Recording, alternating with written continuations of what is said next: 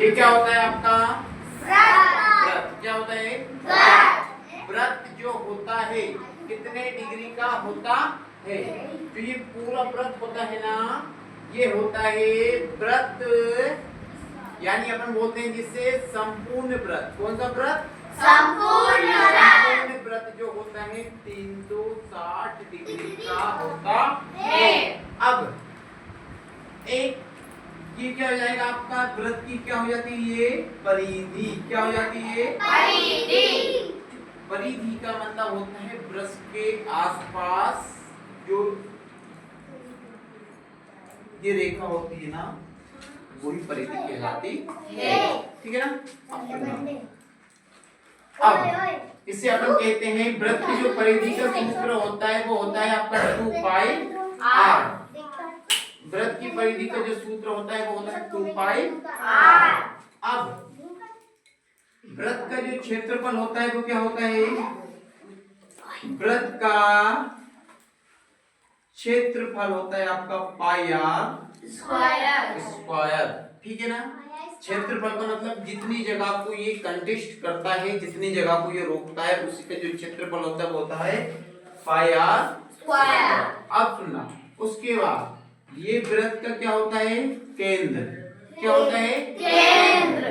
व्रत का क्या होता है? केंद्र। और केंद्र से व्रत को मिलाने वाली रेखा, केंद्र को व्रत से मिलाने वाली रेखा को ही हम त्रिज्या कहते हैं। और त्रिज्या को हम r से दर्शाते हैं।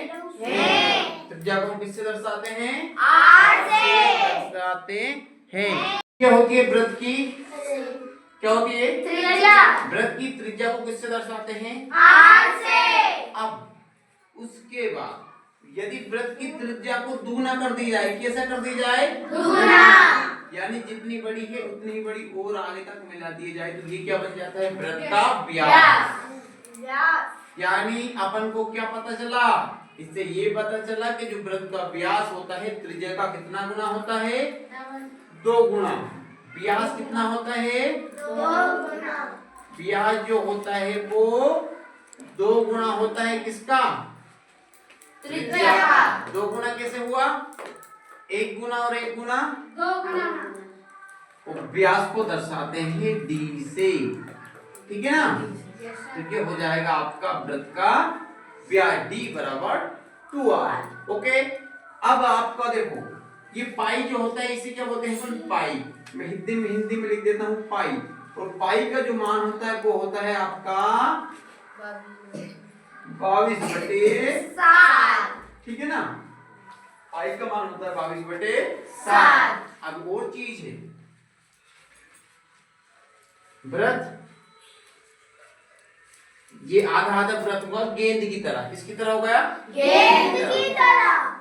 ये जो व्रत होता है आपका अर्ध व्रत है, तो ऊपर वाला जो व्रत है आपका ये भी 180 डिग्री का हो जाएगा और ये भी। जिसमें आपसे बोलूं, क्या बोलूं कि एक व्रत 360 का होता है, तो 360 का आधा कितना हो जाएगा? 180 आएगा सही में। तो अर्ध व्रत मतलब आधा व्रत 180 डिग्री का होता है। कोई दिक्कत नहीं सर। अब देखो एक व्रत में कितने समकोण होते हैं? समकोण कितने डिग्री का होता है? 90।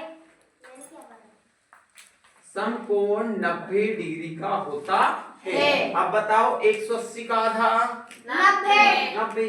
तो अब क्या करेंगे? 180 को अपन आधा आधा कर देते हैं। 1 2 3 4 9 9 2 18 9 27 9 चुके 36। यानी एक समकोण 90 डिग्री का होता है। अब 90 डिग्री का हो गया तो आपका एक व्रत में कितने समकोण हो गए? 4 समकोण हो गए हैं। तो ये थी आपके व्रत के बारे में जानकारी। अब सुनो एक और चीज, जो ये होती है ये रेखा यहाँ से यहाँ तक, ये जो रेखा होती है ना बीच बीच में, ये होती है व्रत की क्या? जीवा।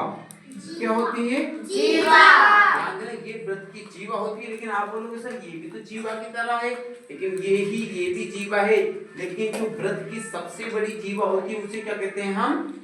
व्यास। यहाँ पे लिख देते हैं व्रत की सबसे बड़ी जीवा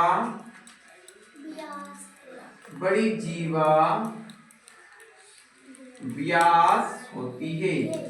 अब आपको सबको मैंने बता दिया व्यास क्या है ये, ठीक है ना। और एक वृत्त के अंदर अनंत जीवाएं हो सकती है।